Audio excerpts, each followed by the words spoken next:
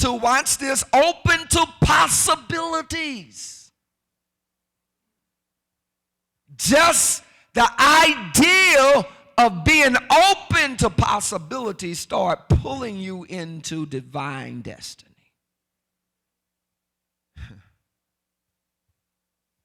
What if you could achieve it? What if you could become it? What if it could happen to you? You start to see. You start to think different. You start to believe different. You change. And here's the thing. Some of the tragedy that happened to dreamers is when they start changing, they start listening to people who were stuck where they used to be. And they start telling you stuff like, you changing. And when they speak it to you, you hear it in the negative. When there's nothing negative about changing unless the change is negative. As long as you're living, you're supposed to be changing. You're supposed to be growing. Nothing ever stays the same.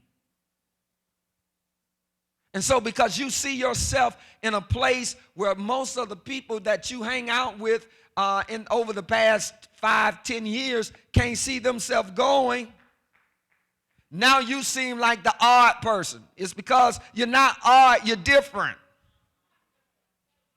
See, there's something that your spirit has picked up that's not conducive to where you are. And once your spirit picks it up, it's hard to get out of your spirit something that God has signaled to your spirit. See, people are looking at you for where you are, and they don't understand that where you are is the smallest place you will ever be in life.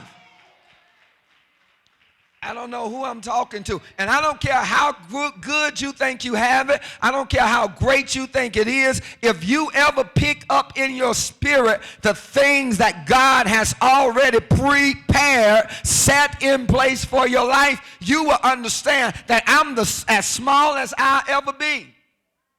I have as less as I'll ever have because God is calling me to greatness. And you got to start seeing yourself the way God sees you. And if you can't see yourself like God sees you, it's simply because you're not spending the time with God that you ought to be spending with God to catch God's glimpse of your future. Because I'm telling you, based on what God has been showing me and telling me, listen to me well.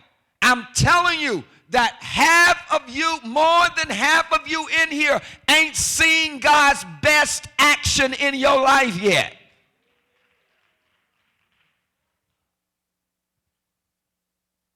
You got to dream, though. You got to allow God to place images and imprints and impressions in your mind, in your spirit, because once it's in your mind and in your spirit, nothing can take it out. Nothing. Nothing. You'll be sitting in a shack with a mansion mentality. And here's the thing. Once you have that mentality, you also understand that wherever you are, if it's not where your mind is, it's only temporarily. Oh, y'all ain't saying nothing to me. What am I supposed to do in the shack when I got a mansion mentality? Fix the shack up and make it the best shack you can ever live in. See, because listen to me. You are what you think. You are what you think.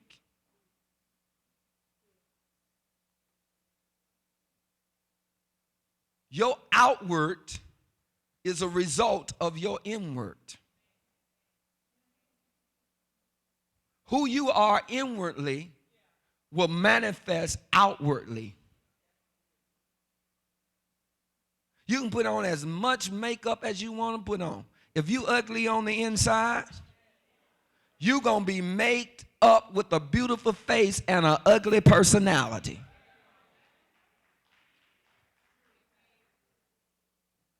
See? But if you're beautiful on the outside, beautiful on the inside, and you don't look quite so beautiful on the outside, baby, let me tell you, you can be so beautiful on the outside that people forget what you look like on the, beautiful on the inside, that folks forget what you look like on the outside. Come on, y'all walk with me. You ever seen a woman with a man and you was wondering, how in the world she got him? Or you ever seen a man with a woman and brothers, you looking at him like, man, come on. He must have a lot of money.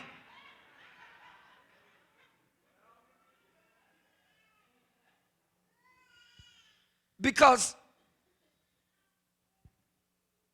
if you are a wonderful person inwardly and you stay who you are, and this beautiful, beautiful woman, and you like, oh man, there goes my baby. You know, that's my wife. But you all jacked up. Ain't nothing good looking about you. But you got this attitude. And you think you the hottest thing God ever created. You dress like it. You carry yourself like it. You got this confidence. And all of a sudden you're talking to this beautiful woman who would not give you the time of day. But you're so persistent. And you know who you are. And it don't matter to you that she's ignoring you. And she's not giving you the time of day. You just keep being persistent. And all of a sudden she said, all right, I'll go out with you. And she's trying to do it to get you off of her mind, to get you out of her space. And all of a sudden, she starts hanging out with you, and she likes the conversation. And she keeps going out with you, and she starts to like you as a person, as an individual. And all of a sudden, you ain't so ugly to her anymore.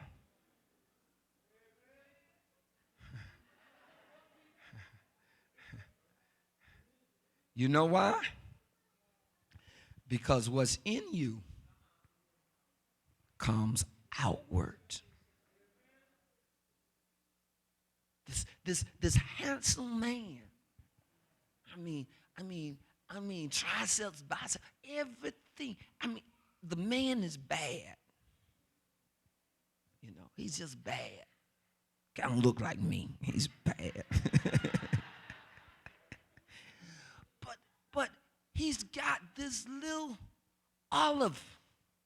Y'all used to watch Popeye?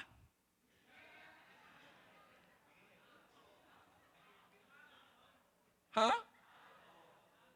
Olive oil? Yeah, he got this olive oil looking woman. She's jacked up. Nothing nice, nothing pretty, no legs, no hips, no lips, nothing pretty about her. But she's got this hell of a man.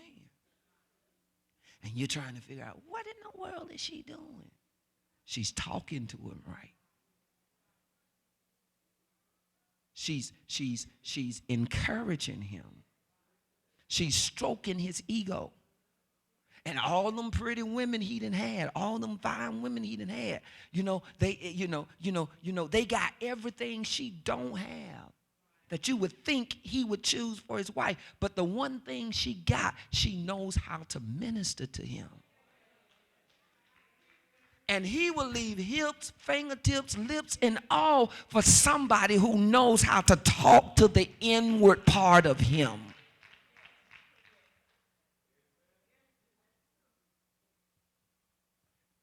So if you ever get familiar with who God sees you as, who you are inwardly, nothing in this world would be impossible.